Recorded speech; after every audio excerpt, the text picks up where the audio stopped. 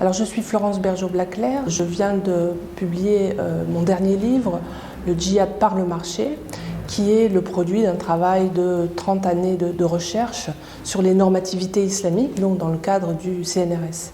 Alors le message du livre, ce n'est pas de faire peur, c'est au contraire de comprendre et aussi peut-être d'appeler les gens du marché à ne pas forcément collaborer avec ce système de diffusion d'une norme islamique qui divise le monde entre ce qui est halal et ce qui est haram, entre les musulmans et les non-musulmans.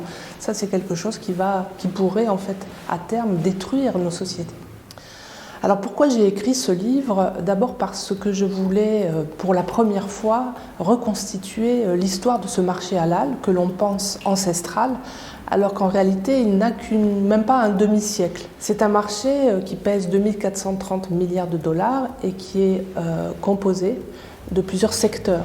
Il y a le secteur alimentaire, le secteur cosmétique, le secteur médical, le secteur de l'hôtellerie et des voyages, il y a le secteur des médias, etc.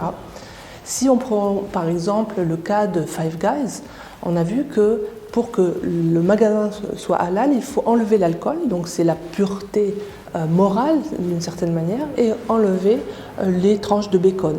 Et ces tranches de bacon, on va les cuisiner à part, parce qu'elles deviennent finalement illicites, elles deviennent impures. Donc c'est ce phénomène-là qui est derrière la prolifération du halal. Alors souvent, on nous explique que la viande halal n'est pas différente de la viande non halal, qu'elle a le même goût, qu'il n'y a finalement qu'une différence symbolique. Ce n'est pas vrai. Il y a des différences matérielles et notamment au niveau de la saignée des animaux.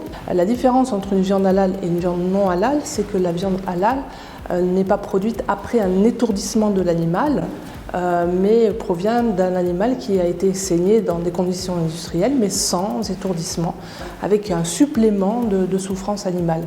Il y a aussi une différence sanitaire, puisque la viande halal, les viandes rituelles de façon générale, peuvent déroger à l'obligation de ne pas trancher l'œsophage, qui est un facteur contaminant.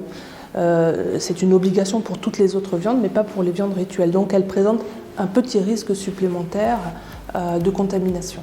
Donc c'est un livre qui est basé bien sûr sur des recherches scientifiques, mais je l'ai écrit pour qu'il s'adresse à tout le monde, aux citoyens, aux décideurs, aux gens qui ont des responsabilités, à nos politiques bien sûr, pour qu'on sache mieux, qu'on connaisse mieux ce phénomène qui dépasse très largement celui de l'alimentation.